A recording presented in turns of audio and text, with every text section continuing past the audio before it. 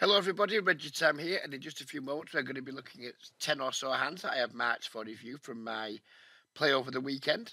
I've started doing this because I've got a bit lazy with my note taking. I find it harder to take notes in game now because I'm just trying to focus on the action rather than try to do too many things at once. So I've started, and it's something I should never have stopped, marking hands for review, then after sessions, going back, looking at the hands and putting my own personal notes on. Poker Tracker 4 is pretty good because it has this facility where it tells you the types of hands that the players have, like the pre-flop, flop, turn, etc. But it's really good. I really appreciate that. But I'd like having personal notes too. So I'm just marking hands during sessions and then generally going back after sessions or before my next session and just adding any personal notes that I want to add. And these are hands that have been marked from my last couple of sessions.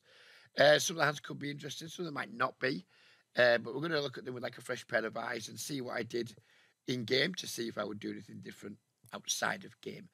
There aren't going to be any like live play or highlight videos for a good while because I'm just really enjoying playing reg tables at the moment, and things are going quite well. Speed poker's just dog shit. It's just basically a bunch of either nits or relatively good players just playing relatively well and not making lots and lots of like pretty big fundamental errors, which is where most of our money comes from in poker. You know, if you're playing against a bunch of people who have similar ability to yourself, some better, some worse, but generally, you know, like similar ability, where's your profit coming from? We've done this before a million times on the channel about like don't play speed poker. I'm not going down that route again, but hopefully this video and some of the hands we get in against some of the players will convince some of you of my methods and the methods you should be using, which is doesn't care which site you play on, just play reg tables, seek out soft players. So yeah, without further ado, let's get into the hands and see what I have marked, and maybe I'll try and explain why I've marked them. So this hand here, we have the Ace Queen of Hearts. We make a standard open on the button. Very familiar with this player. He's tagged as a reg, like a yellow reg, but he's just a really tight fish. He's not very good at all. He should probably be close to having the green tag. The only reason he isn't green tagged is because he's just like really quite tight. And even though he's not good, he's still like blocking a seat at the table that could be taken by a looser player where there's just easy to make money from. So that's why he's got the yellow tag, even though I don't think he's good. And then we've got this guy in the big blind. Don't know a lot about him, but he's playing 62-10 over 23 hands. So we've opened the Ace Queen. The 62-10, as you would expect, has defended his big blind. Yeah, well, okay. We're going to win this pot. We've flopped top pair, top kicker, and a nut flush draw. He checks. We bet 40% pot. He calls. Turn the nuts. He checks. We size up here to a large size. We want to try and get the stack to pot ratio as close to 1 as possible for the river for a shove. He calls again. So we now managed to get where it's 26 blinds in the pot. He's only got 27 in his stack. So we pretty much got the stack to pot ratio reasonable for shoving the river, which is nice. There'll be something going on here for the stands noteworthy because up to now it hasn't been remotely noteworthy. Don't remember the hand. Let's see what happens. Right, he docks a river. So I guess this is just going to be a situation where he's making a pretty big error, I would imagine. Let's see what he has. We go all in, of course. Oh, he folds. So that's why this hand's in as a note, because, well, why is it as a note? I mean, there's not much you can learn from it. I have no idea what it's just like pot shove the river with 1.65 big blinds behind. Good red line win. I'm not even sure how I'd make a note on this. I'm not even sure how I would make a note on it. Anyway, I'll have to think about that and put a note on later. But what it's going to say, I don't know. But it's a fun hand to start the video with, and good stuff. Happy days. Nice red line win. On to the next one. King 4 of diamonds. Same villain. Looks like same villain anyway with these stats. And another absolute whopper in the big blind. We do like our whoppers in more ways than one. Nip folds as expected. min 3-bet from the 45-35. Who knew that 45? Sorry, from the 83-30. I was reading his fucking big blinds out as his stats then. Who knew that people playing 83-30 wouldn't use good sizings when 3-betting? Who knew that? We obviously call. We flop ourselves an open and straight draw. Villain bets 3 big blinds. I think there's nothing else to do but call here against this player type, which we do. Turn 9, complete brick. Villain bets 5 big blinds. So it's pretty, well, not pretty obvious. Who knows? He's a whopper. But very likely we don't have the best hand here. We're getting reasonable odds to draw. I mean, the problem with this is like we can't raise now to make him fold because he's a whopper, and he won't fold any better hands. Maybe you could get him off at ace high, but who knows if they're even betting their ace highs here. We're not getting great odds to call. What have we got? Maybe if our kings live 10 outs. No, 12 outs if our kings live. But sadly, I'd outspring a 4-liner, which will make it hard to get value if we get there. If it's like a deuce or a 7, maybe the 7's a better hand to get, it's a better card to get paid on. By the way, we're not folding, doesn't matter. So we call. We river the straight, which is almost certainly going to give us the best hand now, unless this guy's in there with the 8-7, which is not, could have it. It's very unlikely. It's a very, very small part of his range, but who knows? Who knows what these people can have? Anyway, he bets 5 blinds again. Obviously, we have a race here. What size would I like to see myself go to? And what do we think this guy's representing at this point? Well, he bets min 3-bet pre, then he's just gone like C-bet, bet, but using rubbish sizes. I don't expect him to be particularly strong here. I think if he had a really good hand, he would probably have bet more money. But that said, he might also call pretty wide because, like, he might not think we have much 4x because even though he 3-bet too small, then he said, "Oh, I've 3-bet. How many 4s does he have, etc., etc." So, I'd want to see myself go up to like at least 20 blinds here. Not be too greedy. I think it's too hard to get called if we go too big. Anything between 20 and 30 blinds here, I think. Wow, I did go greedy. I got very greedy. I think this is too big. No, hang on, forget that. We're just putting him in because he's only got 32 bigs. Ignore everything I've just said. This is fine, obviously. He calls it off with ace.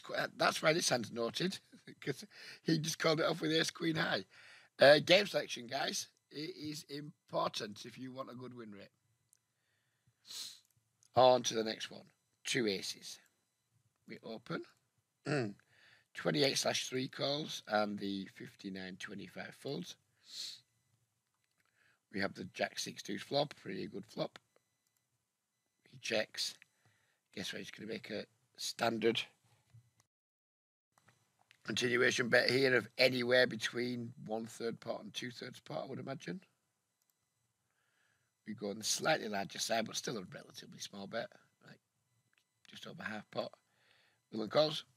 Turn to 10 of hearts. Villain checks. So the 10 of hearts is not a good card. I mean, Jack 10 improves, which not that significant. But obviously the flush gets there, which he's a recreational in the small blind, so he shouldn't, in theory, have as many flushes. But, these players aren't good players, so they have hands they shouldn't have, in theory, all of the time, which is what makes the game so profitable. But I think, generally speaking, this is the card we just want to check back on a lot, even against fish. We do check back. River is a 7. Our opponent bets exactly half pot. And the question is now, do we have a raise or do we just call? And when he bets half pot, I think we have a raise. Stinks to get 3-bet. 8-9 shouldn't really be in his range, given he didn't fold on to our flop C-bet. 6-7 is a thing, I guess. Jack 10 is a thing. Flushes are a thing. It feels like, I don't know, does it feel too thin to race here versus half pot? Versus a larger bet, I would just call. But versus half pot, do we want to try and put some more money in? Problem is, if we race to say 18 to 20 bigs and he jams, we just have to fold our hand. But then again, if we raise any jams, aces are no good anyway. So yeah, I think we should raise here. But I know how I play in game. I wouldn't be surprised if I just called here. But I think we have a raise fold. I think that would be the best line. I did just call. That's pretty weak from me. I think that's a raise fold. And let's see what Willen had. Wow. We lost that. He didn't 3-bet pre, which kind of makes life unfortunate. But yeah, we could have won so much more money in that pot. Why didn't you 3-bet pre, sir? Yeah, we could have got a lot more money in that pot. He definitely wasn't folding the river. But maybe if we 3-bet the river, maybe if we raise the river, maybe he just jams his kings for value, and then we just end up folding aces, which would be a fucking disaster. Yeah, that one's a weird hand. I still think we should raise the river, but given his turn up with kings, we then would have bottomed ourselves to him jamming, and my plan would have been raise fold, and that would have been a fucking disaster. So I guess maybe we got lucky. We just called just in case he did find the 3-bet jam.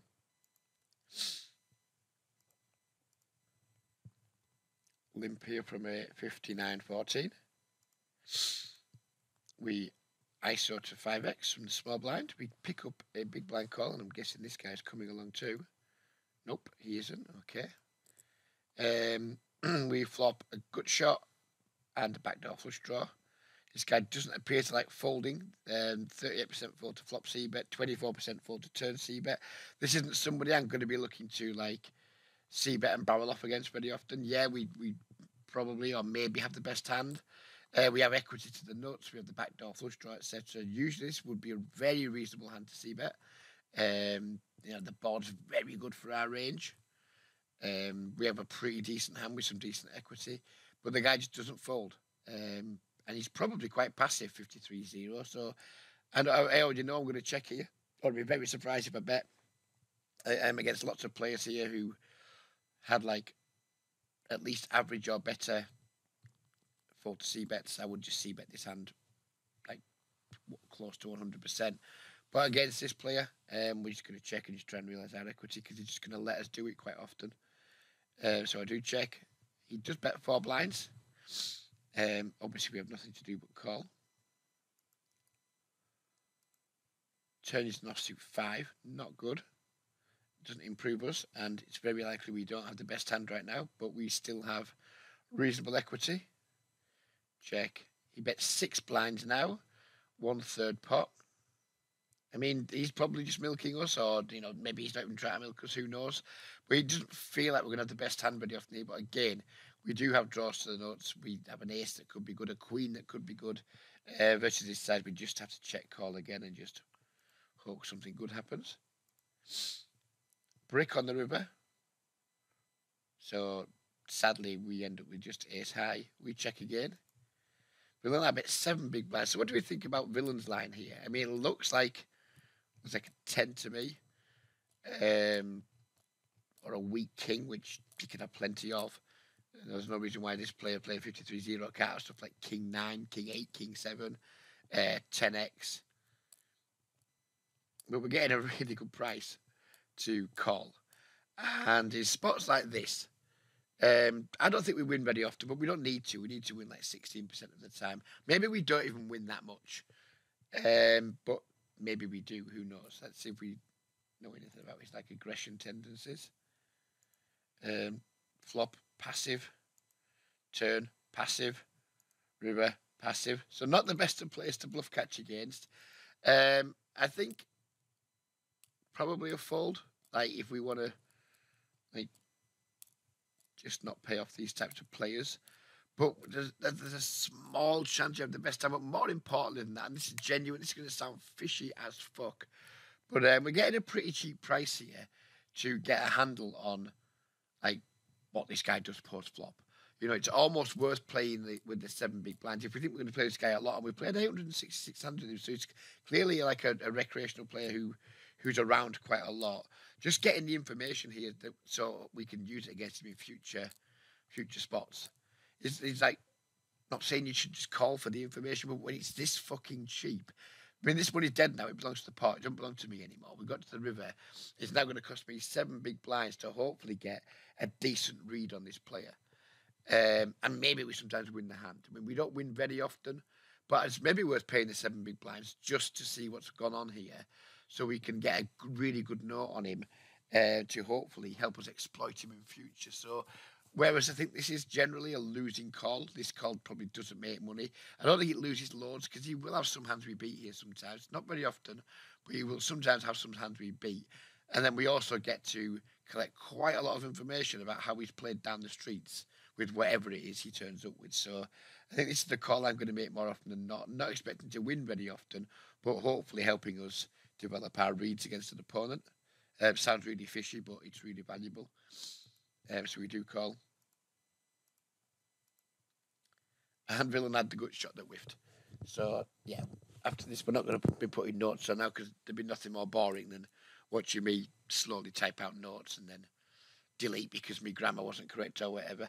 So yeah, this is going to be, after the session, going to be a really good note on this guy because he's just small bet bluff 3. He's called 9-8, 9-8 or suit versus Olympia and ISO, which isn't great, and then he's just small bet bluff 3 streets when he can't really hope to get many folds. So yeah, that's a very interesting hand, and very glad I made the call because A, I won the pot, and B, we're going to get a really good note out of it. On to the next one. We have the 5-6 of clubs in the big blind. We have a regular open. It seems not that this guy's yellow too, but his stats are very different to the other yellow tag that we had. My tagging system is pretty much just like blue, light blue, this colour, which is Whopper, let's go. It's green, which is fish, let's go. It's yellow, which is not bothered about you, mate. Generally speaking, I'm not, I don't think you're that good, but you're a reg or you're tight or whatever. Then red is like, we don't want too many of them at the table. Red is typically players who I think are at least as good, if not better than me, and who put me in tough spots. Or generally like take lines and put players in tough spots. So it's like a traffic light system, really, with light blue, which isn't about any traffic light system I've ever seen. So yeah, this player is a reg. We're anonymising, so I can't remember. I don't know which one it is, but he's a reg. We have a very standard defender in the big blind. We flop ourselves a good shot. We check. Straight doesn't have a high c-bet. Don't expect to see bet very light here at all. Multi-way. He only c-bets 43% of the time in general. I imagine it's probably lower than 43% in multi-way pots. So if he bets, we have to give it some respect. But he doesn't. He checks. And then the villain on the button, the weakest player in the hand, bets around 1/3 pot, and we have a good shot. We're just going to have to call here, even though it's, we don't really like calling me good shots on flush draw boards. We just, the bet's just too small. So we call, and the red gets out of the way. Turn is another king. We check again. Villain again bets 3 big blinds. So what do we think about this when recreational players like bet small and then use the same size on future streets? What do we think about this? Well, we saw in the last hand, he didn't use the same size, but he kept betting small. It quite often means, in my experience, I like very, very weak value, or just people bluffing and not using like appropriate sizes. But generally speaking, I take it as a signal that does not convey a lot of strength at all, and I take it that the recreational player using this sizing isn't super confident in their hand. So I wouldn't be at all surprised to see me raise here. I mean, we could still just call, although drawing to a good shot when the board's now paired. I think and then our opponent isn't sizing his bets properly. So even if we hit our 4, we can't trust him to make a sizable river bet. Yeah, I think overall I just prefer raise. Maybe he folds a 3. Doubt he folds a 7. doubt if folds a draw, but maybe he just has a hand like pocket eights or pocket fours or pocket fives or something that he just folds. So I think I like raise here. And we do. Villain calls. Ace of diamonds on the river, which completes the diamond draws, which is clearly very unfortunate. I don't think he has a king very often when he takes his line. I think he's much more likely to. Well, what do we actually think now? Because he's called. So yeah, I guess he can have some kings. He can certainly have some flushes. I think this is a spot where we just need to probably give up. I think it seems like a bad card to bluff on. He's not folding a king. He's not folding a flush. I think our turn raise chases out stuff like pocket threes, pocket fours, fives, sixes, eights, things like that. Maybe not eights because it's higher than the seven. But I don't think it's a good spot to bluff. If we bluff again here, we're trying to make him fold a seven exactly, which I think he does. Yeah, I think it's a spot just to give up. So I did not give up. Reg, what are you doing? You do not try to bluff these people. This is not good from me. Yeah, this is bad. I think it's just to give up. When he calls and the ace of diamond comes, so he can have king X and flushes like very present in his range.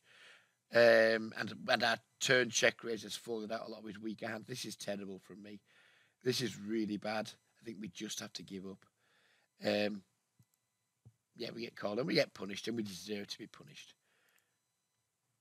This is why I've noted this hand, because I would have expected most players to have bet more chips on flops and turns. This is not a hand I would expect to see in a line that bets three bigs on a flop and three bigs on a turn on this board. So that's why this line's going to be noted. I'm just going to have to put a note on this guy that he doesn't bet very big with like these types of holdings, because I made a pretty fucking enormous mistake in this hand. I think the turn check raise is fine. The river bet is awful. And I only think the turn check raise is fine because of my general population read about what small bet sizes mean.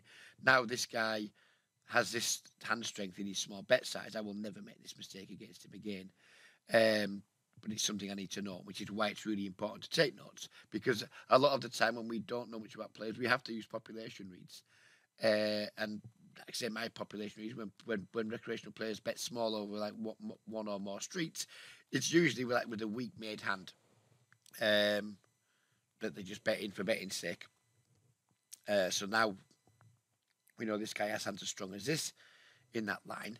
I need to have it noted so I don't commit such a grievous mistake against him again. On to the next one.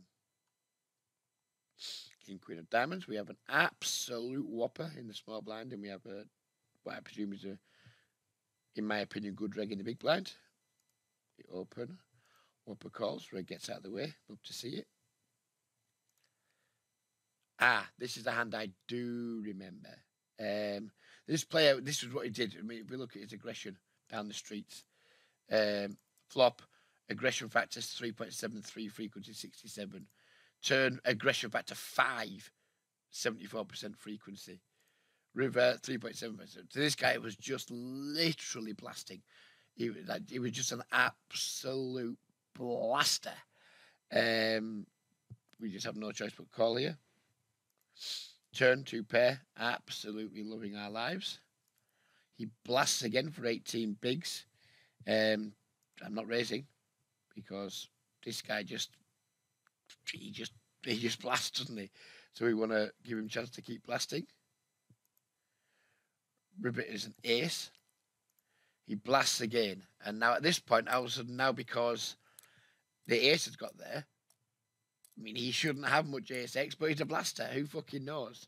It's bad now because if he has an ace, he now has ace and eight, which is better than our kings and queens. So yeah, I remember this hand, and I did feel a little bit sick because we had a very, very good hand on the two. Yeah, if he has an 8, we're fucked anyway. I wasn't worried. If he had an 8, he was just going to get my money.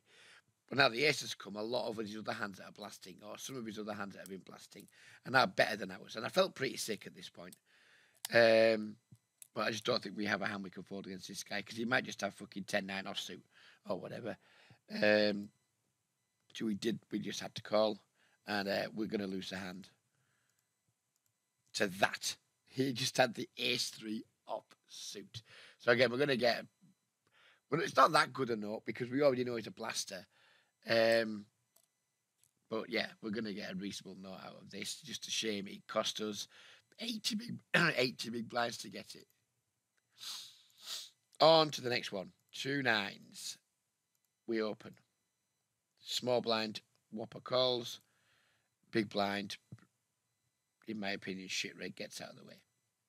We flop an up pair. He donks 1 big blind. We raise. All standard stuff. He calls. Turns to 10. He donks 1 big blind. We raise again. Again, still pretty standard. We're trying to get value from 8x, trying to get value from 4x, from 3x. Any like ace deuce, ace 5, 6 5, 7 5. So many hands we can still get value from here. So we raise. He calls again. River's a 7, which improves quite a lot of his donking range, in my opinion. It will give him the occasional straight. We'll give him some 2 pairs, etc. This is that. I'm just going to check back on the river here if he checks, and if he just bets his usual 1 blind, I'm just going to call. Basically, if he bets 1 blind, we're going to treat it as a check. If he bets larger, then it's going to be a bit more awkward. I have to go in min bet, large bet. My population read on min bet, large bet is usually like value. Problem is here we will beat some value. 8-7's another hand that you can have. He bets 1 blind again, we're just going to call. And Willen had the Jack 4, so yeah, again we're going to get a pretty reasonable note out of this one. And yeah, just again, game selection, guys. Look at all these really bad hands players are turning up with. There's lots of players watching this video who will rightly or wrongly think they're a better player than me. They're certainly more like well studied in like game theory and what have you. But this is probably why I make more money than most of them, because I put myself in good games. King Jack suited, we raise the button. I remember this hand too. This hand's very good reg, in my opinion, for these games. Not saying he's a sicko by any stretch, but for these games, he's a very good reg. Makes life difficult. We just call. I think we could make a case for sometimes 4 bet in this, but it's not really something I do very often. Maybe more out of position. In position, just want to call. We flop an open ender. Very nice, very nice. He bets half pot. I have no idea what size he should be using here, really. I watch quite a lot of different content creators, and there seems to be all kinds of sizes being used in 3-bet pots these days. Block, half, sometimes larger bets on various different board textures. I don't know. I don't think it really fucking matters that much. Because if all these like players who are relatively well studied are still employing different strategies and different sizing strategies, then I don't know. I mean, I guess frequency is more important than sizing. Yeah, whatever. It's half pot. We've got an open end, the back door flush draw. We're just obviously going nowhere. So we call. Turn is a complete brick in terms of like doesn't change anything really in terms of like anyone's actual like hand strength. Like no one's improved on the deuce. But it does give us quite a lot of equity. It's going to make us want to stick around a bit longer. He bets half pot again, and I remember I went into the tank on this one because I wasn't sure if like jamming or calling was better. He's representing a pretty strong hand here. I expect most of the time he's just going to have a pretty good hand. Pull his pop-ups up. On the flop in 3-bet pots, he's c-betting 83%. So, I mean, we can't read too much into his flop c-bet. On the turn, he's dropping down to just 50%. So, I imagine his turn barrels are going to be... I think he's going to have some give-ups here based on those numbers of a small sample. But that when he just bet the turn, then I expect the triple barrel to come relatively often. I also don't expect to get too many folds because I think he's just having some give up. So when he bets a turn, I don't expect folds to come very often. So if we don't think we have very much fold equity, then there isn't really that much point in raising. We may as well just take our odds, try and make our hand, in my opinion, which is what we do. and then we get there on the river, Brilliant checks. We go all in expecting a call with a pretty high frequency, but sadly villain folded. So my note here is going to be something like, you know, like he like half pot, check fold river.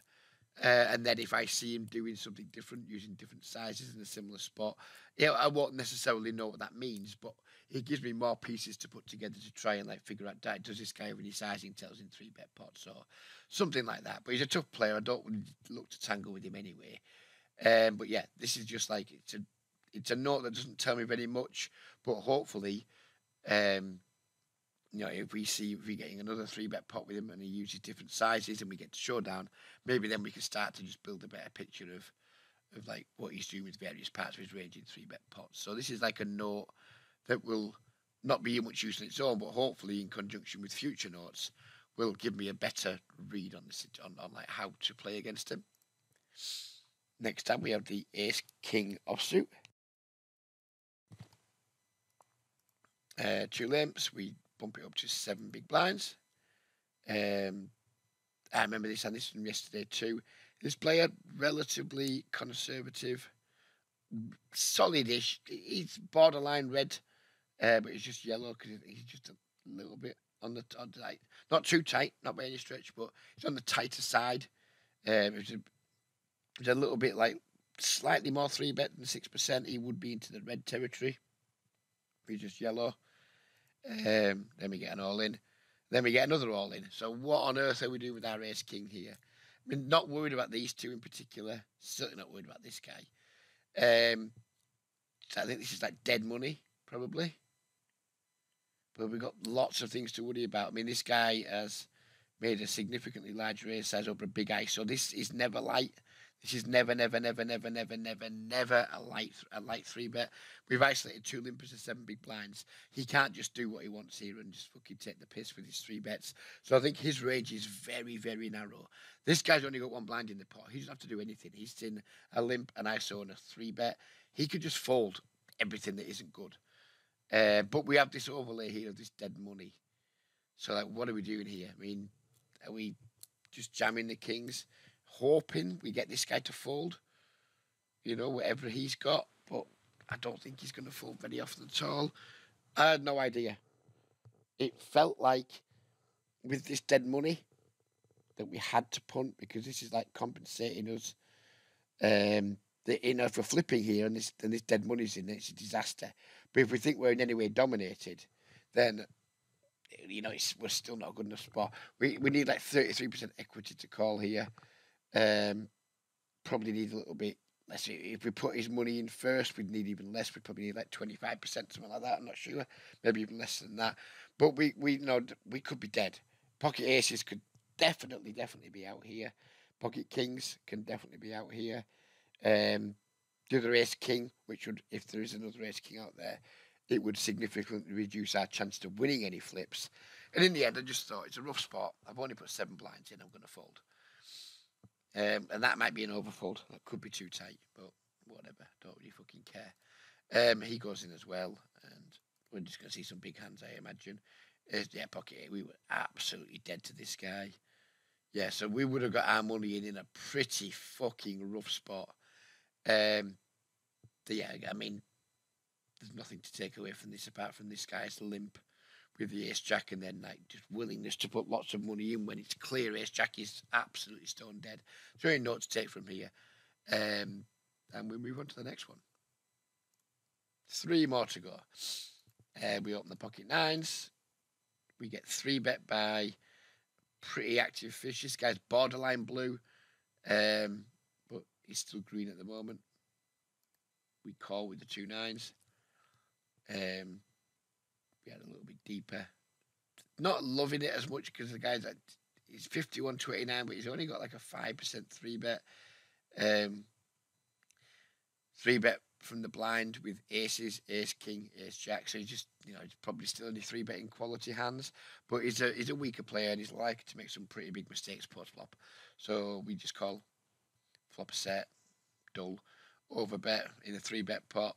I mean, this isn't a fucking thing. But that's why we play these games with these players. I mean, this is just delightful. It's just a present, isn't it? Now the guy's just gifted us his start with like pocket aces or something. Because he just knew this was a set, not a chance. This is an overpair. This is either a bluff or an overpair that's shitting itself because of the draws that are present, or it's like a semi bluff, like an ace king diamonds type hand that just doesn't care and lets just shove the money in the pot. But it's a big mistake. I mean, overbetting in 3-bet pots is just like no one's doing it. I mean, I'm sure it's probably fine at an incredibly low frequency because everything is, isn't it? Apparently. But yeah, whatever. He's just giving us a stack. We just call, of course. No reason to do anything else. He jams the turn. We have an easy call. Yeah, and he had aces. So this is noted because he's like overbet aces in a 3-bet pot. And we just want to have that note on him. It's not that useful on its own, but it's still a note we want to have. We have the 10-9 of offsuit here. We open the button into 2 very recreational players. We get the min 3-bet from one of them. He's playing 56-3, so this guy just has a good hand. Because 56-3s don't find them in 3-bets with the bad hands. So we're going to need some significant improvement. Which is exactly what we get. Villain then bets 2 big blinds. We just call. We did start building a pot at some point, Reg. Oh, no, we don't. He's only got 25 bigs. Ignore me. Turn is an 8. He bets 1 big blind. I think we have to raise now. I mean, he looks like he just has ace king now, ace queen, something like that. That doesn't know what to do. We raise to 7. He calls. River to queen. He bets 1 blind. We raise again. To put him all in, he calls. And yeah, that's in there because he min 3-bet king, which is maybe he does with his entire range when what's the 3-bet. But secondly, like for how he played it post flop, which is just like wasn't it? So yeah, that's why that notes. And this is why notes are so important because there's so many of these like players in these pools that do the min 3-bet. And at the min 3-bet, I think I see the min 3-bet more than I see the actual legitimately sized 3-bets in these pools. So it's important to know like what players are doing it with and how they're playing post flop. So it's a good note to have. One last hand to look at. We've got the Jack 7 suited. Our opponent raises. We call. We get the 10-10 3 flop. Check, bet. We call. Turn king. Check. He bets again. We call. River 10. Check. He bets. And we're all in. So is there a good reason why anyone would want to do this? Why have I done this?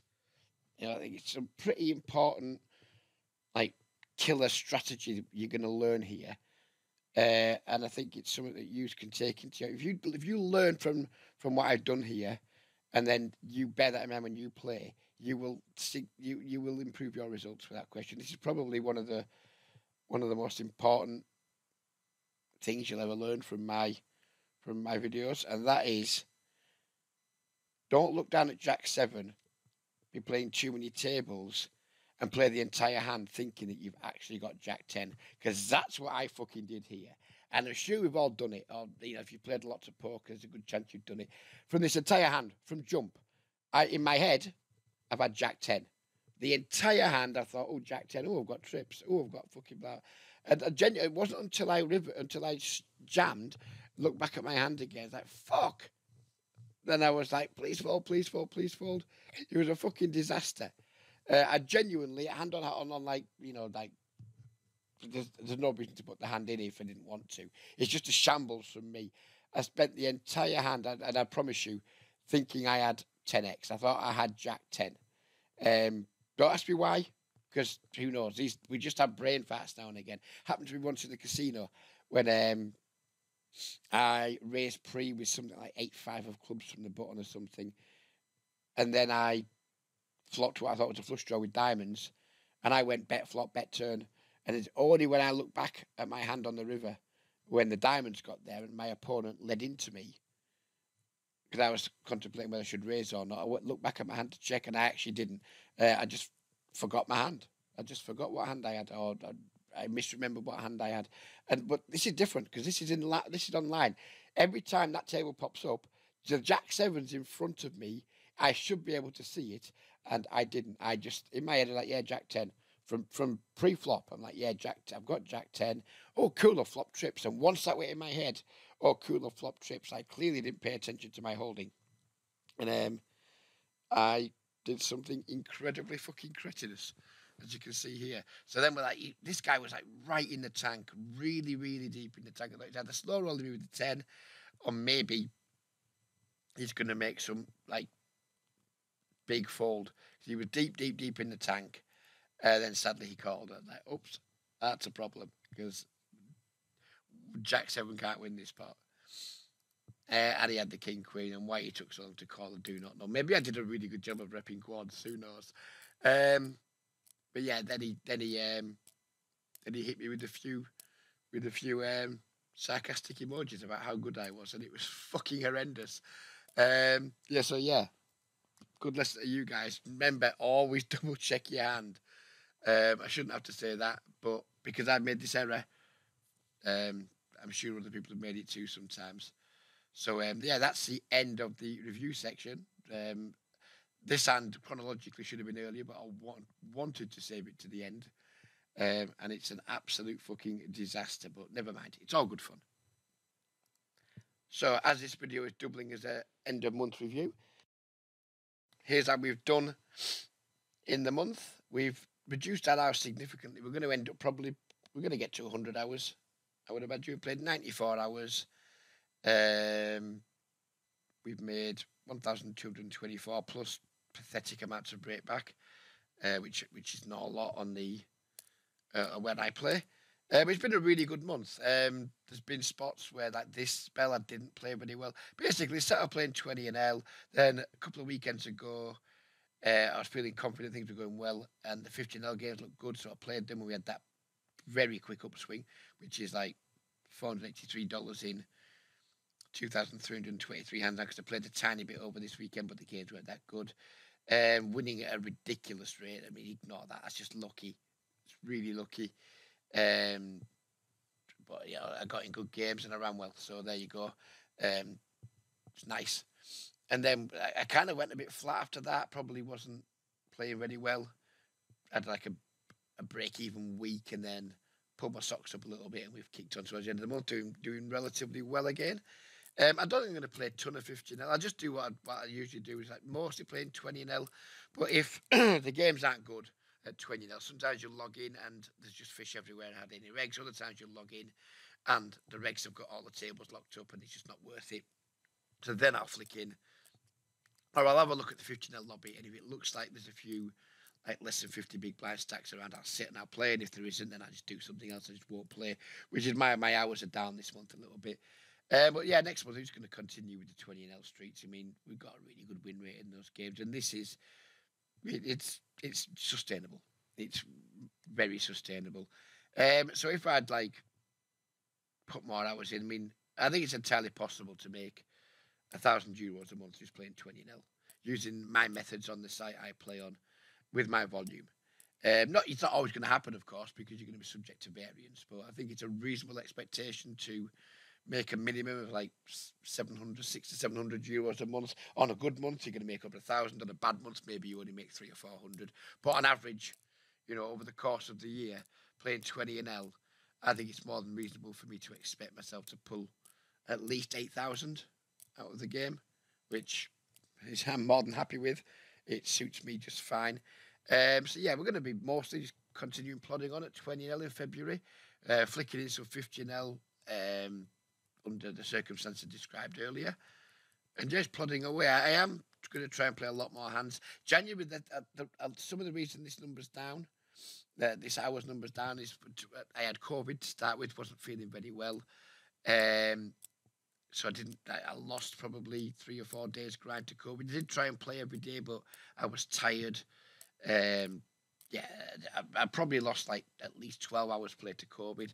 And also, I'm an absolute avid snooker fan. And the second biggest snooker tournament of the year was on in January. So, like, evening sessions, I just barely put any in for the week of the Masters because I just enjoyed watching the snooker and in the afternoon. So, this number's artificially low. I mean, could easily have been 120 hours. In February, I'm not going to call it a challenge, but I'm going to challenge myself to play as many hours as I can. Just grind really, really hard. Just put the hours in under premium conditions and those premium conditions are just 4 tables, regular tables, and every table being very good and worth sitting at. My issue when I add more tables is twofold. Well, one, I don't play as well. The more tables I add, the less will I play. And secondly, the more tables you add, the less quality there's going to be in your game selection. So adding tables to play worse and then have worse tables to play at, it just massively detracts from my win rate and probably hurts my hourly too. So he's going to play 4 tables, 20 an L, and flicking into 50 L. Always have my eye in the lobby. So if tables pop up where there's 3 players at 50 L and they've all got less than 100 big blinds, bosh, I'm on it. But that's just going to be like a sideline, if you will. I'm not going to just be like, right, I'm going to grind 50 L all month. My prime location is 20 an L, but with the constant eye on the 50 L lobbies for the occasional, like, really soft table that pops up. So yeah, hopefully you guys have enjoyed that video. It's probably how they're going to be for the foreseeable because I'm only going to be playing on this one site. So it's probably just going to be like hands I mark for review. Let's just look at them. They're not all going to be interesting, but it's going to be the best content I'm going to be able to make. And if the videos don't do well, I don't really give a fuck because I still just like doing them. So yeah, that's how the content's going to be. Hope you guys enjoyed it. If you didn't, go and find somebody else to watch with my absolute very best wishes. But we're off now. What are we going to do? 11:15. We'll maybe have a look at the tables. Yeah, I'm off for now. Take care, everybody. As always, fuck the Tories and their tax dodging, tax avoiding, horrible, slimy, corrupt, bent, fucking asshole membership. And yeah, see you on the next one. Bye bye for now.